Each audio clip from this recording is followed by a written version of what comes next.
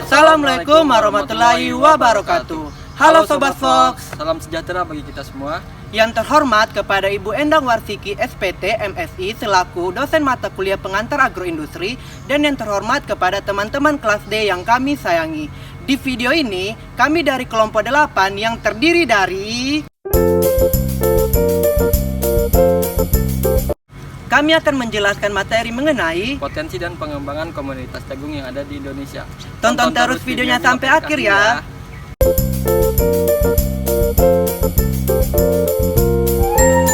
Mengenai pengertian bisnis jagung merupakan sebuah bisnis yang keseluruhan aktivitasnya yang berkaitan mulai dari pembuatan dan pengadaan sarana produksi pertanian sampai pemasaran hasil jagung. Tanaman jagung adalah komoditas penghasil bahan pangan maupun pakan karena biji jagung tidak hanya berfungsi sebagai pengganti padi, tetapi juga banyak dibutuhkan sebagai penyusun pakan ternak, terutama pakan unggas.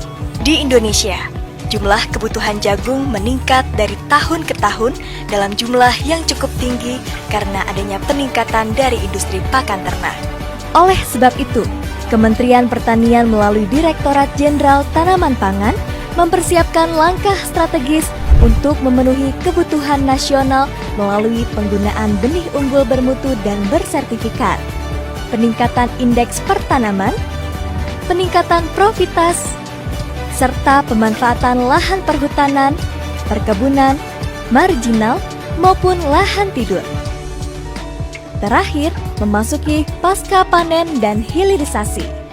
Dilansir dari Pusat Data Informasi Kementerian Pertanian, berikut ini 10 provinsi Indonesia sebagai sentra produsen jagung tertinggi, antara lain Jawa Timur, Jawa Tengah, Lampung, Sulawesi Selatan, Gorontalo, NTB, NTT, Sulawesi Utara, Sumatera Utara, dan Jawa Barat. Benih bermutu varietas unggul merupakan salah satu faktor yang menentukan produktivitas jagung. Dalam mendukung penyediaan benih bermutu, industri benih multinasional berperan sangat dominan.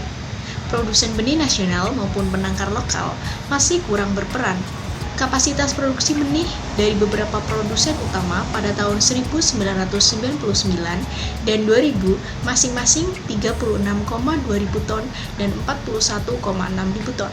Sedangkan produksi aktual benih jagung hibrida dan komposit baru mencapai 4,6 sampai 12,7% dari kebutuhan potensial. Artinya, kapasitas dan produksi benih jagung unggul selama ini masih jauh dari kebutuhan nasional. Salah satu olahan yang berasal dari jagung adalah tepung jagung. Kebutuhan tepung jagung sampai saat ini terus meningkat.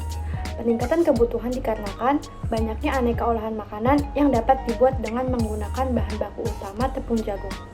Tepung jagung bisa dijadikan aneka olahan makanan baik berupa kue, makanan kering, kerupuk, dan lain-lain. Tepung jagung berasal dari bahan baku utama jagung berkualitas yang diproses sedemikian rupa sehingga menghasilkan tepung jagung yang sering Anda jumpai. Produksi tepung jagung sebenarnya cukup mudah dan bisa Anda jalankan sebagai peluang usaha. Pada mulanya, jagung yang telah dipanen dikupas kemudian dipipil. Setelah proses pemipilan selesai, jagung dijemur untuk menurunkan kadar airnya. Setelah kering, proses selanjutnya yang dilakukan adalah penggilingan. Proses penggilingan adalah proses yang akan menghasilkan tepung dengan tekstur lembut.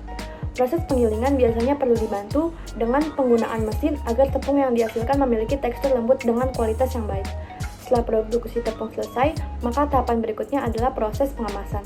Proses pengolahan tepung jagung bisa dikatakan cukup mudah sehingga Anda bisa mencoba mengembangkan bisnis tepung jagung tersebut. Selanjutnya adalah pemasaran dengan menggunakan metode promosi.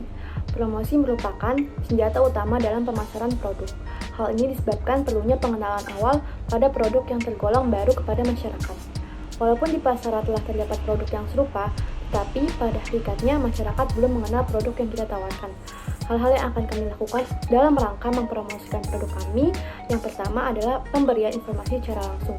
Yang kedua adalah pemberian informasi secara tidak langsung, atau pemberian informasi yang dilakukan dalam beberapa bentuk kegiatan, diantaranya yaitu pemasangan spanduk, penyebaran poster, dan penyebaran pamflet.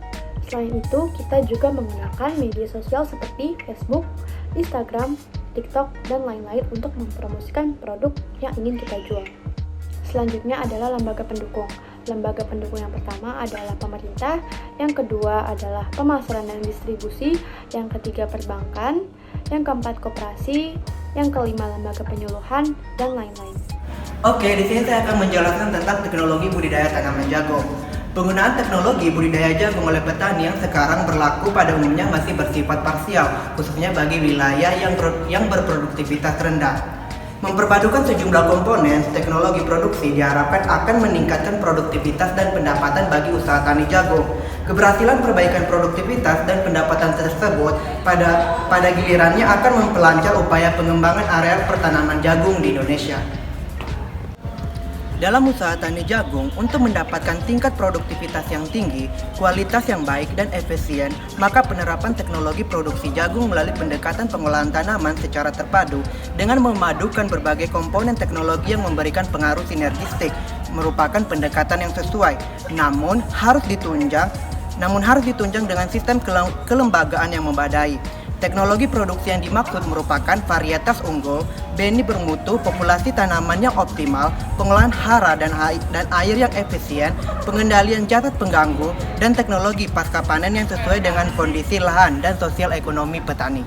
Sebelum saya menjelaskan mengenai prospek perkembangan tanaman jagung di Indonesia, mengapa sih tanaman jagung mempunyai prospek yang baik untuk dikembangkan? Karena tanaman jagung mudah ditanam di Indonesia dan juga mempunyai kemungkinan sukses yang tinggi. Hal ini disebabkan karena Indonesia adalah negara tropis, sehingga cuaca di Indonesia cocok untuk menanam jagung. Bahkan jika ditanam tanpa diurus pun bisa tumbuh, namun perkembangannya cukup lambat. Jagung tidak hanya digunakan untuk bahan pangan, tetapi juga untuk bahan pakan. Dalam beberapa tahun terakhir, proporsi penggunaan jagung oleh bahan pakan telah mencapai 50% dari total kebutuhan nasional.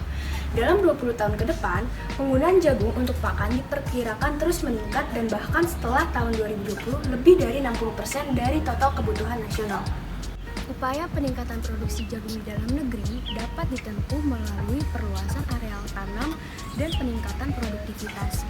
Perluasan areal dapat diarahkan pada lahan-lahan potensial seperti sawah irigasi, lahan-lahan sawah, tada hujan, dan lahan kering yang belum dimanfaatkan untuk pertanian.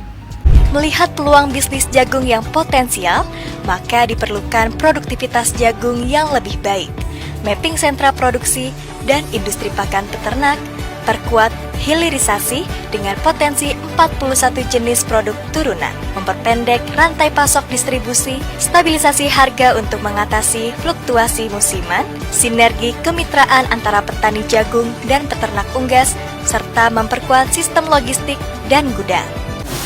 Berikut adalah beberapa contoh produk komoditas jagung di Indonesia. Seperti pati jagung, minyak jagung, beras jagung, tepung jagung, dan makanan olahan lainnya. Olahan jagung tersebut bermanfaat untuk memperkuat ketahanan pangan karena merupakan sumber energi, sumber karbohidrat, protein, dan lemak yang cukup tinggi. Jadi, dari penjelasan di atas, komoditas jagung sangat cocok untuk dijadikan bisnis.